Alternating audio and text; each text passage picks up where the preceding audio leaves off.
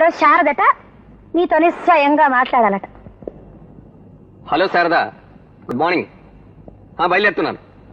సాయంకాలమా? Oh yes, నాకెందుకు గుర్తులేదు, చాలా ఇంపార్టెంట్ ప్రోగ్రామ్. బయలుదేరుతున్నా. Okay bye. అబ్బో అబ్బో, ఏం కులుకులు ఏ గొయ్యలు, ఇంట్లో చదువులు ఆడిపోతుంటారు. ఫోన్లో ఆడకంత వినగానే ఈవినింగ్ ప్రోగ్రామ్ ఏమిటట? ఆవిడకంత ఇంపార్టెంట్ ఈవినింగ్ ప్రోగ్రామ్ చెప్పినా నీకు అర్థం కాదులే. ఆహా, నన్ను చవట దద్దం అనుకున్నారా? నేను మెడిసిన్ చదువుకోపోయినా నేను చదువుకున్నానండి.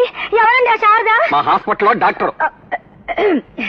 ఈ మాట ముందే చెప్పుంటే నేను అనుమానించేదాన్ని కాదు కదా. అడిగేదాకా చెప్పకపోతే అనుమానించడం చాలా సహజం.